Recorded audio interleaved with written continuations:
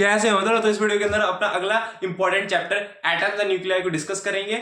इसमें हम बेसिकली दो चैप्टर्स को डिस्कस कर रहे हैं, एटम्स और न्यूक्लियाई। ये एनसीईआरटी में अलग अलग दे रखे हैं, तो ये दोनों ही बहुत इंपॉर्टेंट चैप्टर्स हैं। तो हम स्टार्ट करते हैं। पहला क्वेश्चन एटम्स का आपके सामने आ रहा है, ट्राई करो। पहला क्वेश्चन आपके सामने ट्राई करो।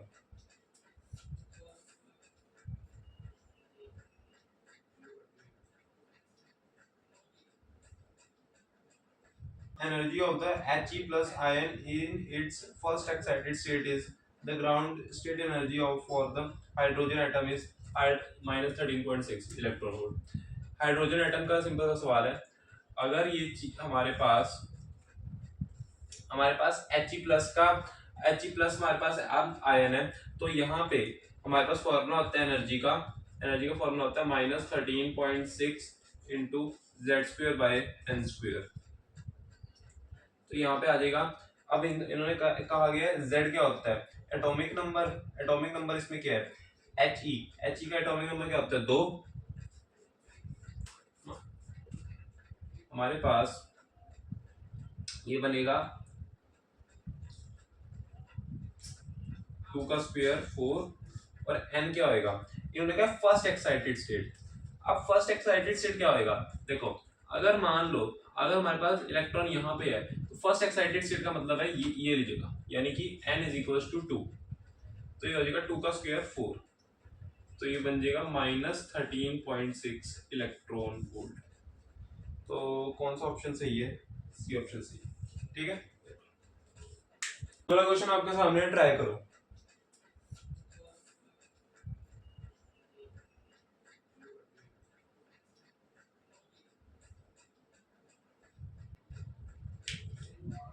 अब इस क्वेश्चन का आ गया है an electron of hydrogen like atom having z is equal to 4 jumps from fourth energy state to second energy state, the energy released in the process will be। तो यहाँ पे कुछ वैल्यूज दे रखी है, चलो छोड़ो इसे।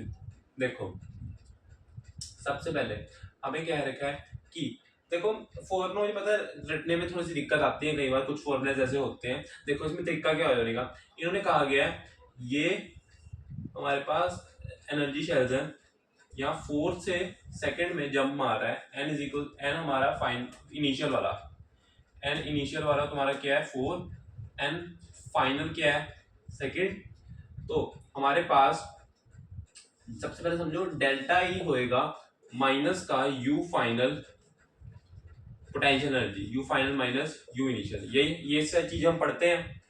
तो यहाँ से हम बनेगा u initial minus u final, u initial formula जो हम पीछे पढ़ के आए हैं minus 13.6 Z square by N initial का स्क्वायर माइनस, देखो माइनस माइनस प्लस हो जाएगा क्योंकि इसका माइनस 13.6 पे आएगा ना, तो ये प्लस बन जाएगा 13.6 Z square by N final का स्क्वायर। तो यहां से बनेगा माइनस 13.6 और जेड स्क्वायर को भी कॉमन निकाल लो, 1 बाय एन इनिशियल का square minus 1 by N final का स्क्वायर। ठीक है, ये चीज देख लो एक बार। अब एन इनिशियल कितना था 4, जेड स्क्वायर कितना है, एन जेड कितना है 4, 16, एन इनिशियल का स्क्वायर 1 बाय 16, एन फाइनल का स्क्वायर 1 बाय 4, ये बनेगा माइनस 13.6 इंटू 16 इंटू ये 4 इधर जाएगा, तो ये बन जाएगा minus 3 by 16, 16 cancel, minus minus plus बन जाएगा, तो यहाँ बनेगा 3 इंटू 8 एक ऊपर जाएगा, तो ये बनेगा 0 और फिर ये बनेगा 4। ठीक है, 40.8 इलेक्ट्रॉन वोल्ट प्लस वाला। तो कौन सा ऑप्शन सही आ रहा है, डी ऑप्शन तुम्हारा बिल्कुल सही है।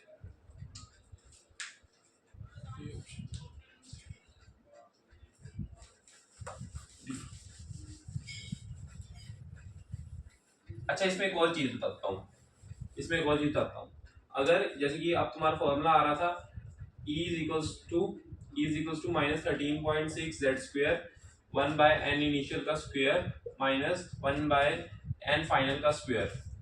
अगर तुमसे क्या पूछ लेते, तुमसे पूछ लेते क्या पूछ सकते थे, लैम्डा पूछ सकते थे। तो लैम्डा कैसे निकालोगे, इसका फॉर्मूला बनता है एच सी बाय लैम्डा। ई का फॉर्मूला हम क्या पढ़ते हैं, एच सी बाय लैम्डा।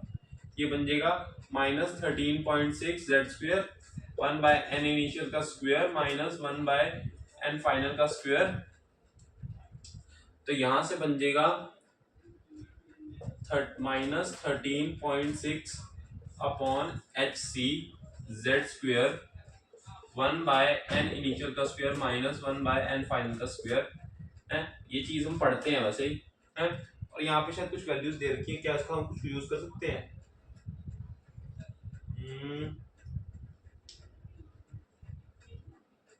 देखो अब यहाँ पे इन्होंने क्या रखा है, R C H equals to कितना 13.6। अब ये क्या चीज है, ये क्या चीज है। देखो यहाँ से मुझे कुछ बनता हुआ दिख रहा है, R is equals to 13.6 by H C, ये बनता दिख रहा है। तो ये चीज हमारी R Z square 1/n initial का स्क्वायर माइनस 1 फाइनल का स्क्वायर 1/लैम्डा, इसी चीज को हम बोलते हैं रिडबर्ग्स फॉर्मूला, और आर होता है रिडबर्ग्स कांस्टेंट। ठीक है, देख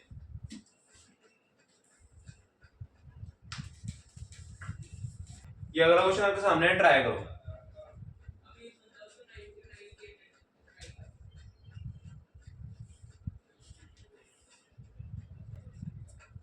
देखो इस क्वेश्चन में कहा गया है the momentum of the electron revolving in nth orbit is given bye. देखो सबसे पहले तो हमें एक सिंपल सी चीज पता है, हमें एक सिंपल सी चीज क्या पता है, हमें पता है कि mvr is equal to nh/2 इस बात से हम डायरेक्ट ये निकाल सकते हैं। क्या निकालना है, मोमेंटम निकालना है। ये क्या है तुम्हारा momentum, pr is equal to nh/2। तो यहां से तुम्हारा मोमेंटम आ गया, nh/2πr, यहां से डायरेक्ट निकल गया। अब एक भाई बोल रहा है ये आंसर आ गया। अब मेरे एक भाई बोल रहा कि भाई सुन, मैंने कहा क्या, मैंने कहा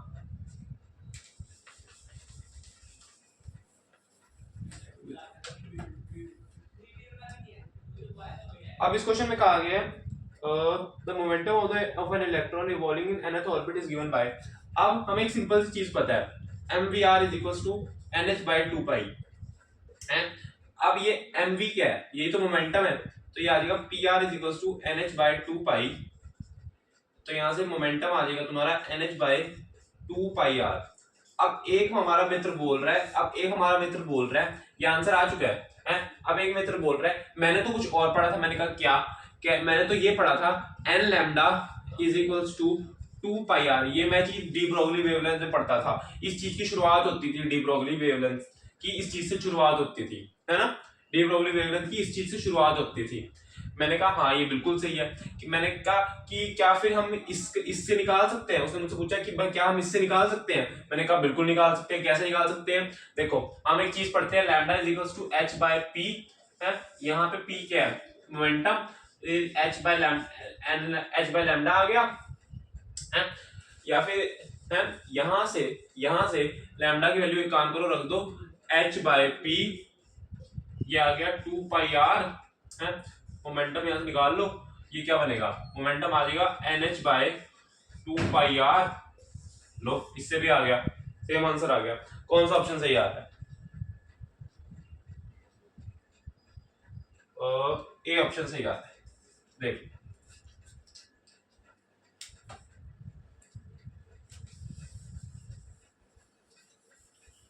ये अगला क्वेश्चन आपके सामने, ट्राई करो।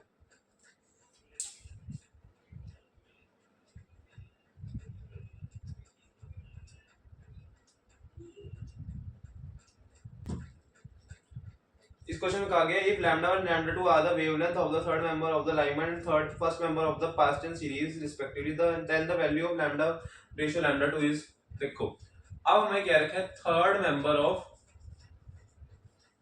मेंबर ऑफ किसका, लाइमन, ये क्या है n इज इक्वल टू 1, और फर्स्ट मेंबर ऑफ पास्टन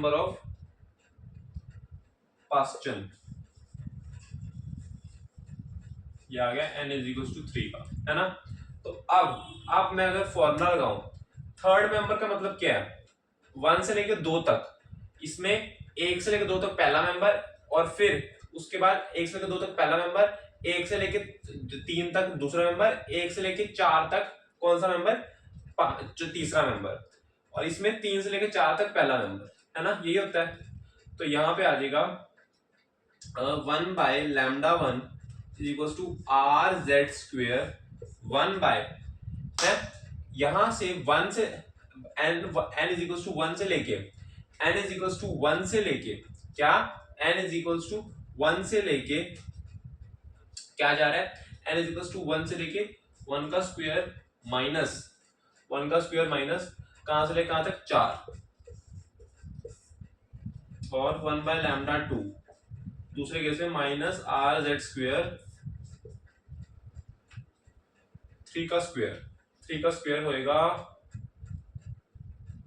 3 का स्क्वायर क्या आएगा 9, और पहला मेंबर यानी 4 यानी 1 बाय 16, तो ये बनेगा माइनस आर जेड स्क्वायर, लो इसका जरा 144 16 माइनस 9 कितना बनता है, 16 माइनस 9 बनता है 7 बाय 144, ये बनेगा 15 by 16 R Z square 15 by 16 ये चीज। तब यहाँ पे जब मैं रेशो लूंगा तो लैम्डा 2 बाय लैम्डा 1 आ जाएगा 15 बाय 16 7 बाय 144, तो कोई काटा पीटी हो रही है, ये 9 ये ऊपर जाएगा, 9 इंटू 15 ये बन रहा है 135, तो ये आ रहा है 135 डिवाइडेड बाय 7, ये इसके साथ कट रहा है, नहीं कट रहा। तो ऐसा कोई ऑप्शन दिख रहा है मुझे इसमें, इन्होंने लैम्डा 1 बाय लैम्डा 2 पूछा, मैंने लैम्डा 2 बाय लैम्डा 1 निकाल दिया, तो फिर यहाँ पे लैम्डा 1 बाय लैम्डा 2 आ रहा है 7 बाय 135, और मुझे ये ऑप्शन दिख रहा है कौन सा, सी। देखो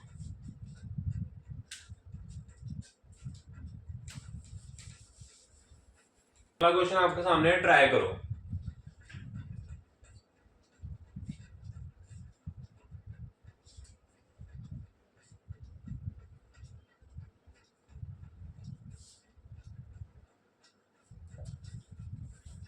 क्वेश्चन कहा गया है, according to Bohr's theory the time average magnetic field at the centre that is nucleus of the hydrogen atom due to the motion of the electron in N orbit is proportional to.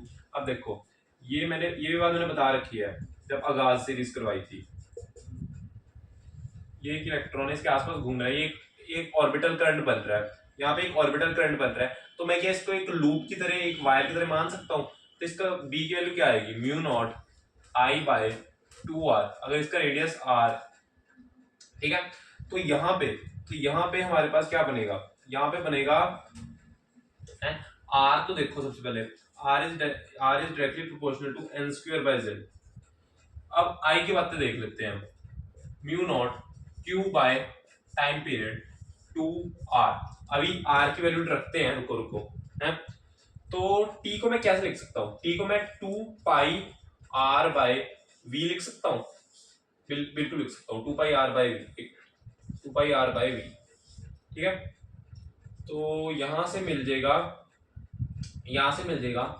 t directly proportional to r by v, तो t directly proportional to r होएगा n square by z, और v होता है directly proportional to z by n, तो ये बन जाएगा z, n ऊपर जाएगा तो q बन जाएगा, तो t is directly proportional to n cube by z square, ठीक है।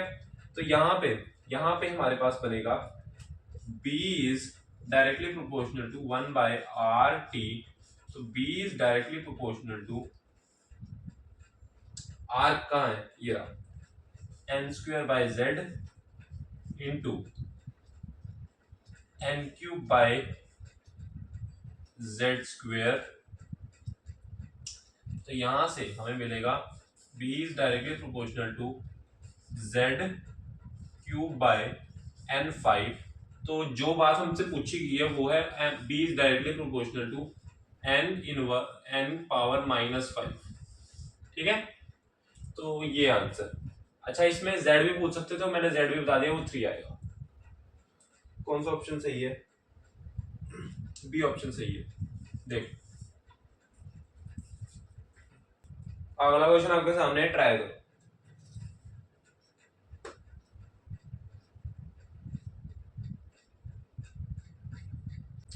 इस क्वेश्चन में कहा गया है imagine an atom made up of, इस क्वेश्चन में कहा गया है imagine an atom made up of proton and an hypothetical particle of double of the mass of the electron but having same charge as the electron. Apply the Bohr's atom model and consider all possible transition of the hypothetical particle to the first excited level. The longest wavelength photon that will be emitted as wavelength lambda given in terms of Rydberg constant R for the hydrogen atom is equal to, ये मान लो एक electron है जिसका double मास है। अभी भूल जो कि इसका ऐसा कोई है, हम सिंपल पे पहले अप्लाई करें हैं, नॉर्मल कंडीशंस में पहले हम फॉर्मूला अप्लाई करते हैं। नॉर्मल कंडीशंस में हमसे लॉन्गेस्ट वेवलेंथ बात करी है, E is equals to hc by lambda होता है। तो यहाँ पे E is inversely proportional lambda आ गया, यानी कि E कम होएगा तो लैम्डा ज्यादा होएगा, E कम होएगा तो लैम्डा ज्यादा होएगा। E कम कब होएगा? जब कम डिस्टेंस ट्रैवल करनी पड़ेगी। कम डिस्टेंस कब ट्रैवल करनी पड़ेगी? जब एक शेल्स कम टापने पड़ेंगे, शेल्स कम टापने पड़ेंगे, एनर्जी कम लगेगी, लैम्डा ज्यादा आएगा। तो यहाँ पे आ जाएगा 1 बाय lambda is equals to R Z square है, 1 बाय यहाँ पे माइनस n इनिशियल का स्क्वायर माइनस n फाइनल का स्क्वायर। तो मैं n इज इक्वल्स टू 2 से लेके n इज इक्वल्स टू 1 के लिए पहले बात कर लेता हूँ, फिर n इज इक्वल्स टू 3 से लेके n इज इक्वल्स टू 2 के लिए बात कर लूंगा। n मतलब एक का गैप आना चाहिए।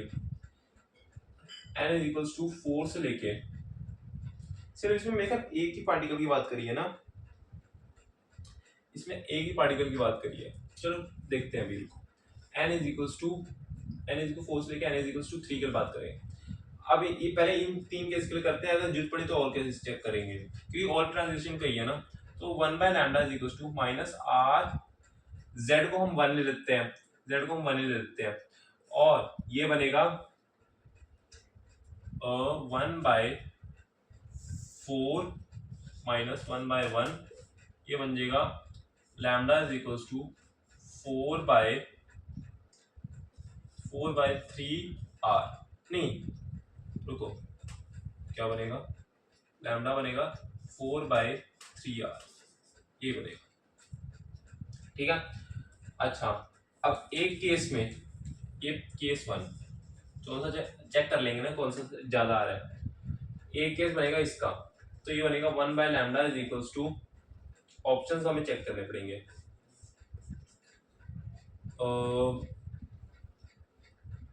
1 बाय 9 माइनस 1 बाय 4, तो क्या बन रहा है?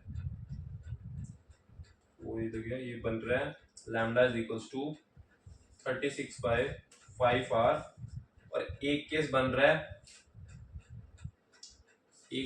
लैम्डा इज इक्वल्स टू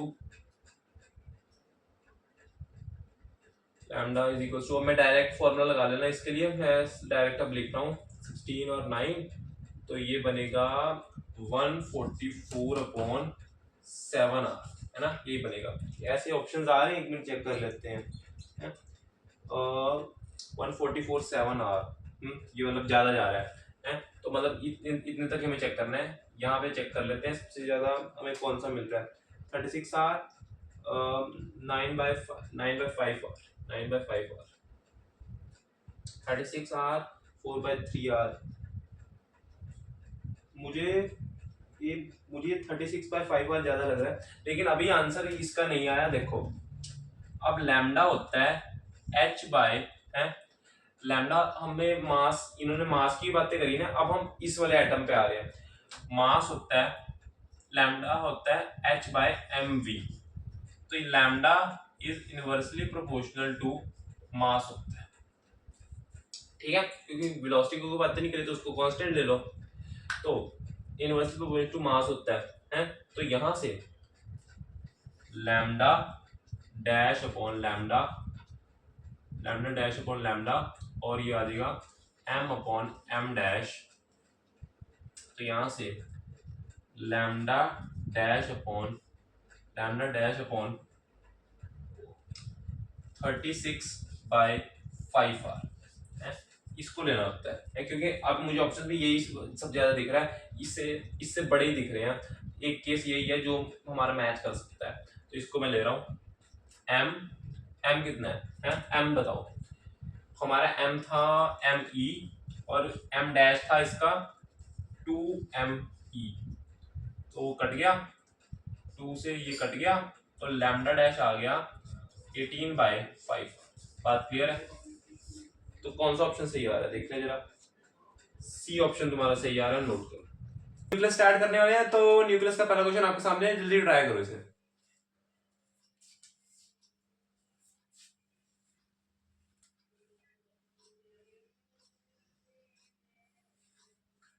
इस क्वेश्चन में हमसे कहा गया है क्या, ratio of the density of the oxygen nucleus, ये O16 दे रखा है, and helium nucleus He42 is, देखो डेंसिटी की बात करिए, डेंसिटी होगी मास अपॉन वॉल्यूम, है ना।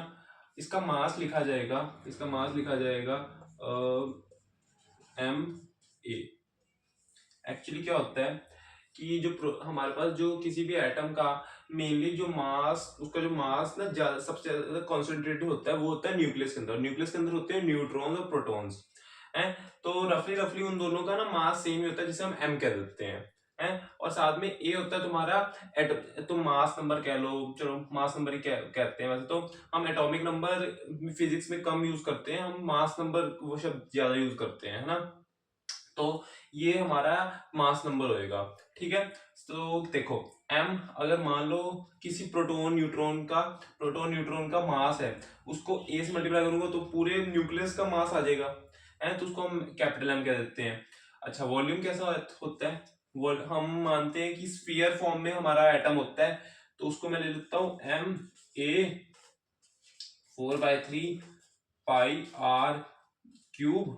और हम ये रिलेशन पढ़ते हैं R=R0A3, और यहां से हम ये भी देखते हैं R is directly proportional to A13, है ना, ये भी पढ़ते हैं हम।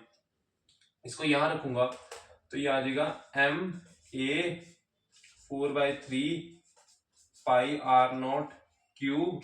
A1/3 और क्यूब से ये कट जाएगा तो A रह जाएगा, A और A कैंसल, तो क्या बचा M4/3πr0³ है। इससे हमें क्या मिला, एक सेकेंड,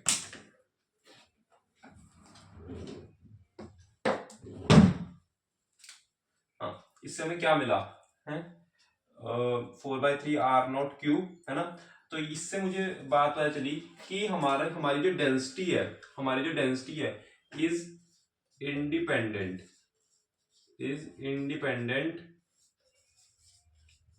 ऑफ A।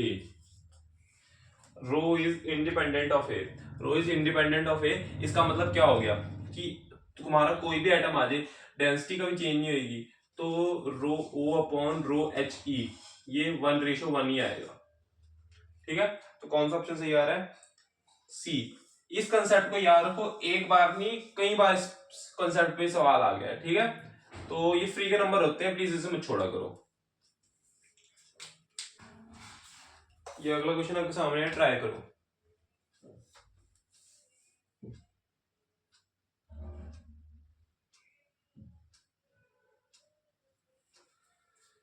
इस क्वेश्चन में कहा गया है क्या, nucleus disintegrates into two nuclear parts in such a way that the ratio of their nuclear size is 1/2⁻⁻�3.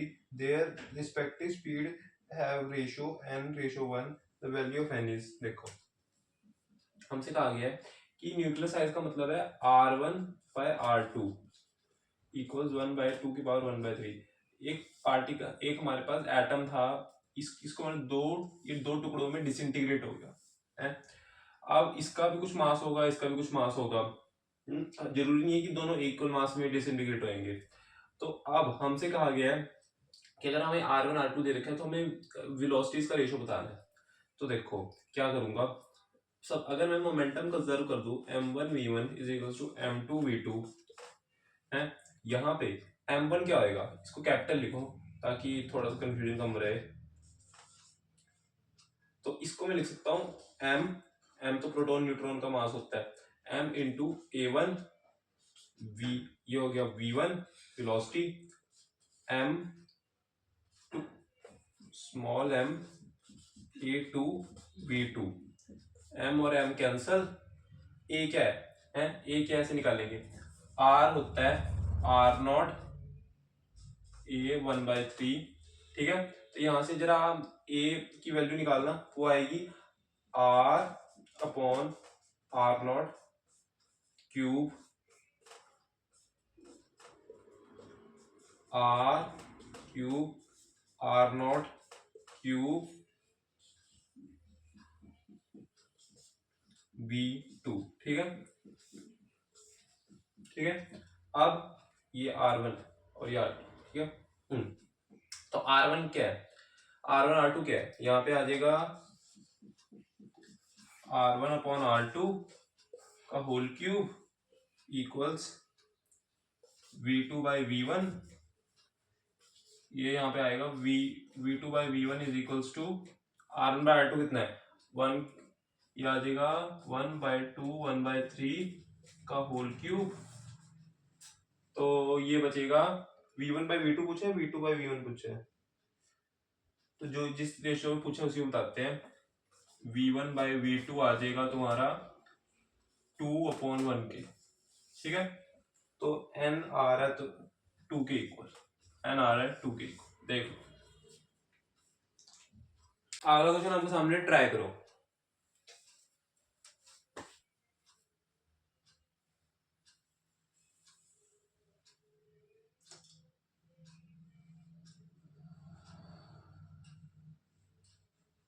कहा गया है, ये एक न्यूक्लियर रिएक्शन दे रखी है, इसमें कहा गया in given nuclear reaction the approximate amount of the energy release will be. Energy release will be का मतलब क्या है, क्यू वैल्यू पूछी है, क्यू वैल्यू क्या होती है, क्यू वैल्यू क्या होती है, ये होती है energy, energy of product minus energy of reactant. लेकिन जब इसको मैं लिखता हूँ, जब इसको मैं लिखता हूँ मास की फॉर्म में, तो ये लिखा जाता है मास ऑफ रिएक्टेंट, उल्टा हो जाता है, mass of reactant minus mass of क्या, mass of reactant minus mass of product into c square, ये होता है। अब यहाँ पे मास ऑफ रिएक्टेंट क्या होएगा, मास ऑफ रिएक्टेंट क्या होएगा, मास ऑफ रिएक्टेंट होएगा MA minus MB minus MD, है ना, ये प्रोडक्ट में लिख लिया, into c square. Mass of A क्या है, मास ऑफ ए क्या है, एक काम करते हैं, एम ए को पहले मैं लिखता हूं, चलो 238.05079 माइनस, माइनस को यहां से कॉमन ले लेते हैं और M B plus M D लिखते हैं। एम बी होएगा 234.04363 प्लस 4.00260, 4.00260, ये चीज है ना, ठीक है। इसके साथ 931.5 को मैंने मल्टीप्लाई कर लिया है। इसको पहले कैलकुलेट करते हैं, काम करते हैं, इसका पहले ऐड लेते हैं, ये बनेगा इस 260 ही है ना, इसको चेक कर लो। ये कैलकुलेशन एक बार बार नहीं होती, इसलिए सारी डिजिट एक बार चेक कर लेना, ठीक है। ये हो गया 3, हो गया 6 और ये 408 माइनस 238.05076, ठीक है, 931.5, ठीक है। अब इसको कैलकुलेट करो, तो ये बनेगा 3 5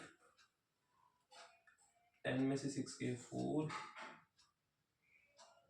0 0.000, है ना, ये चीज तो सिर्फ एक ही 0 लिख लो, बहुत है, 0 पॉइंट ये है ना, 931.5। ठीक है, तो अब यहाँ से हमें इसे कैलकुलेट करना पड़ेगा। तो कर लेते हैं, क्या दिक्कत है। 9, अब इसमें ना एग्जैक्ट ही चलती है क्योंकि पॉइंट्स में डिफरेंस आता है।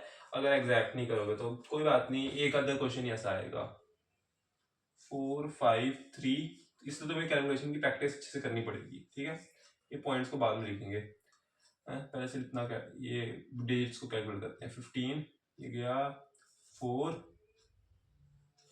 9 और ये हो गया 27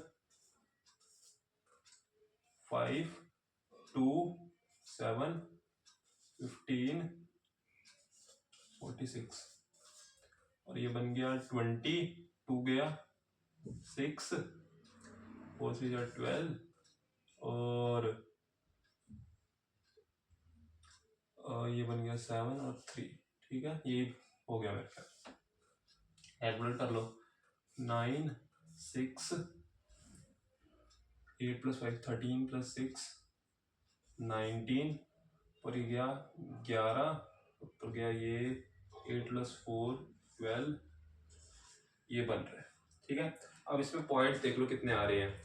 ये 5 और 1, 6 पॉइंट्स आगे आए, 6 पॉइंट्स के आगे आएगा पॉइंट, और 6 नंबर के आगे, तो ये 4.2 है ना।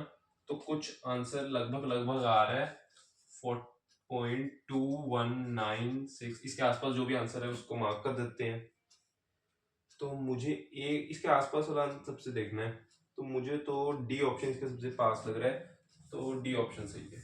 ठीक है, देखो भाई अगला क्वेश्चन तुम्हारे सामने, जल्दी जल्दी ट्राई करो।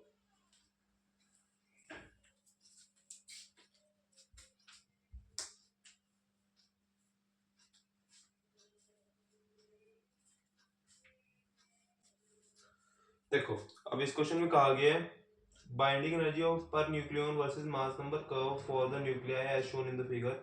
W, X, Y and Z are the 4 nuclei indicated on the curve.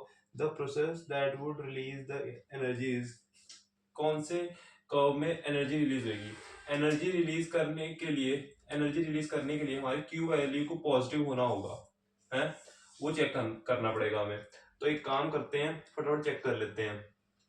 तो यहाँ पे ए में क्या रखा है, y और ये 2z, ऐसी है ना। ठीक है, y 2z, इसके लिए होएगा binding energy of product minus binding energy of reactant.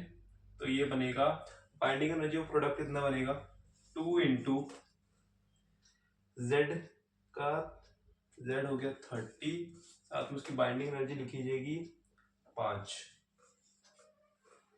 और यहाँ पे y प्रोडक्ट, एक मिनट, प्रोडक्ट का तो है z, हाँ सही है, और y क्या है 60 इंटू 8.5, 60 इंटू 8.5।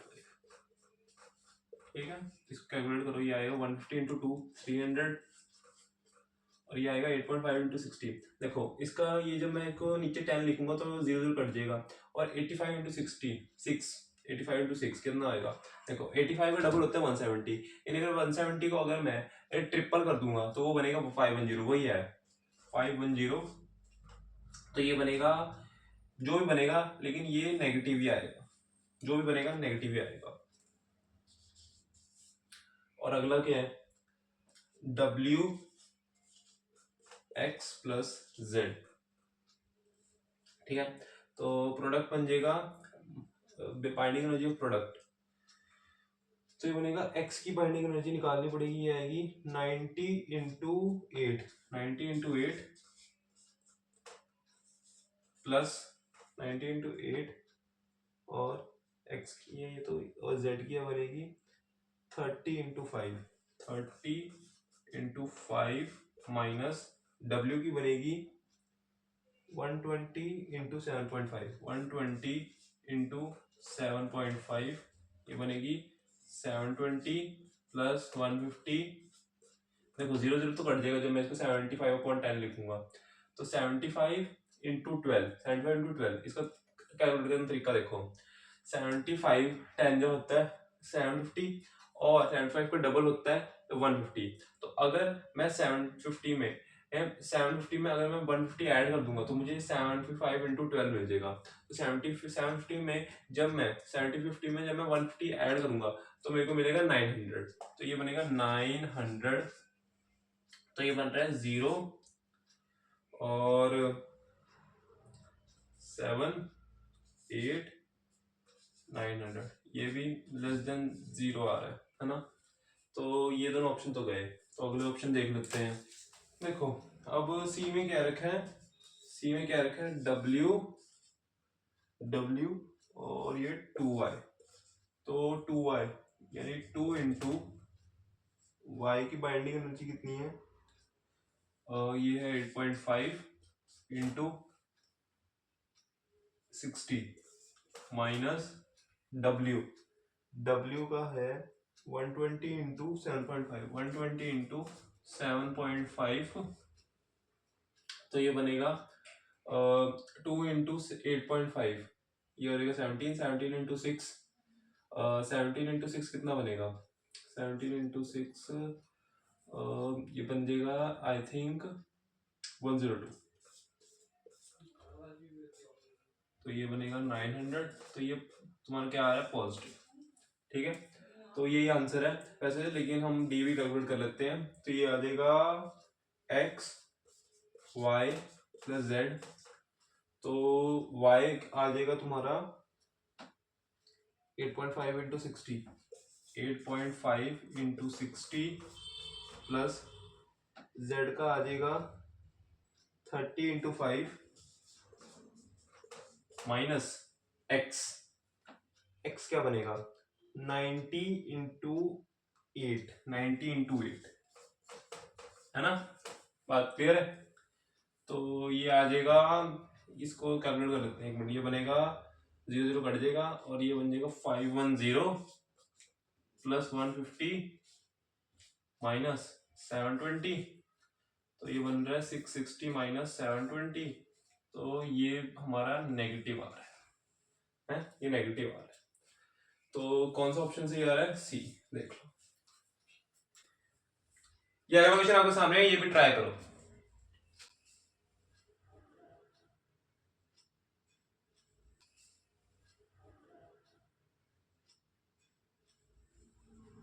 अब देखो ये भी बढ़िया क्वेश्चन है।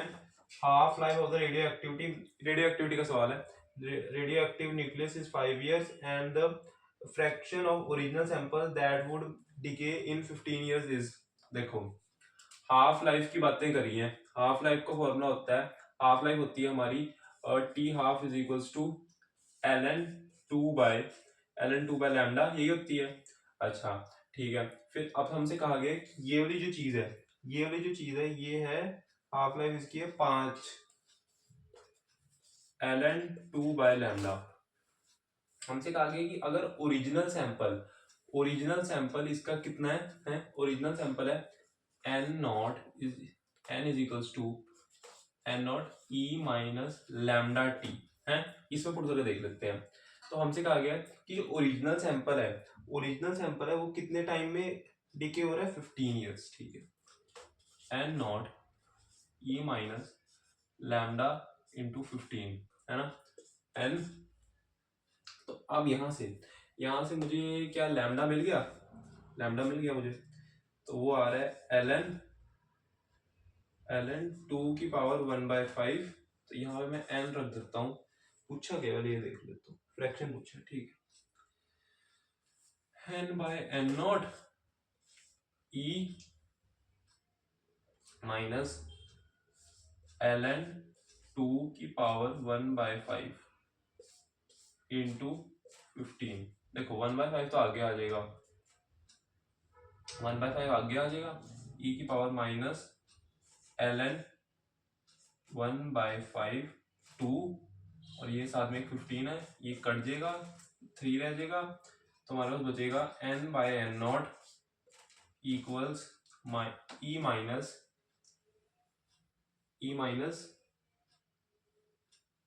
हाँ 3 ये आगे है। तो 3 ना ये पावर में चला जाएगा और माइनस को साथ लेके भेज देते हैं। ठीक है, माइनस को साथ लेके भेज देते हैं। तो ये अंदर बचेगा ln 1/8। ठीक है, तो यहाँ से ये बनेगा, माइनस तो हट चुका है अब, तो यहाँ पे हमारे पास रह जाएगा 1/8।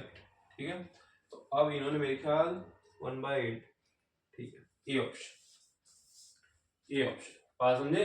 सिंपल फॉर्मूले लगाए हैं, एक ये फॉर्मूला इंपॉर्टेंट है, और एक देखो रेडियो एक्टिविटी आते ज्यादा तो इन्होंने काट दी है सिलेबस से, है जो कुछ मेन फॉर्मूले हैं जो मतलब पूछे जा सकते हैं, क्योंकि अब कुछ नहीं पता होता है इनका, कहीं पूछ भी लेते हैं, तो ये कुछ दो इंपॉर्टेंट फॉर्मूलेज हैं। बाकी एक टी एवरेज का इंपॉर्टेंट फॉर्मूला होता है, कई बार ये भी पूछ लेते हैं, टी एवरेज क्या होती है, ये होती है 1/λ, 1/λ, या कहो T average is equals to, T average is equals to T half upon 0.693। ये दो इंपॉर्टेंट फॉर्मूले हैं, ये भी याद रख लेना, T average is equals to 1/λ और T average is equals to T half 0.693, है ना। ठीक है, देख लो,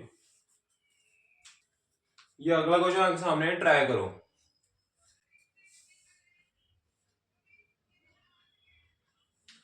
अब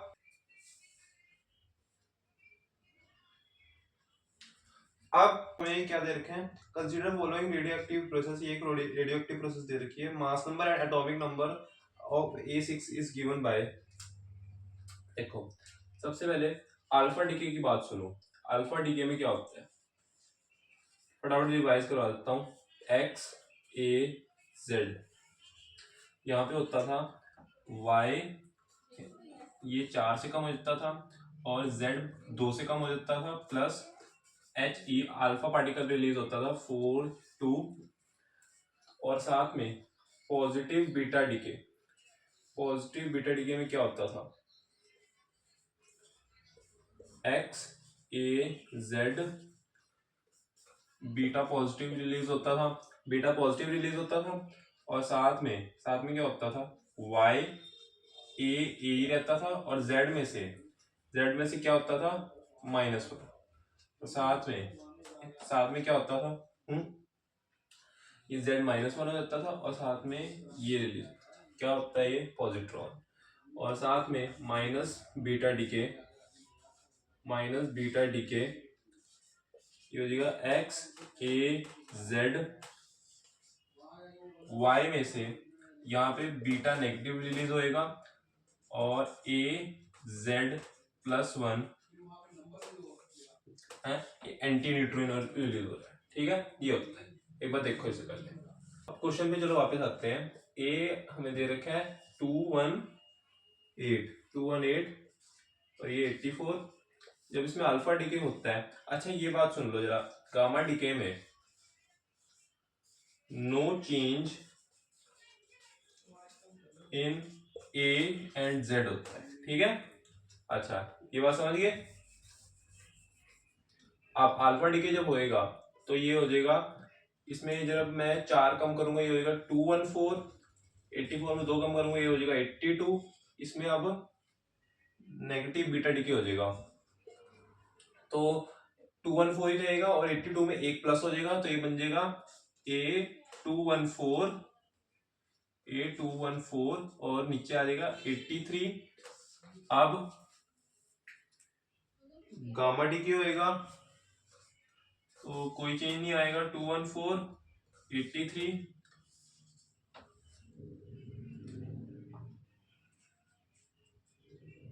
और साथ में ये गामा डीके के बाद अल्फा डीके फिर से हो रहा है, अल्फा डीके इसमें फिर से हो रहा है, तो ये हो जाएगा, इसमें 4 और कम हो जाएंगे 210, और इसमें अल्फा डीके में 2 कम हो जाएगा, ये 81 बन जाएगा।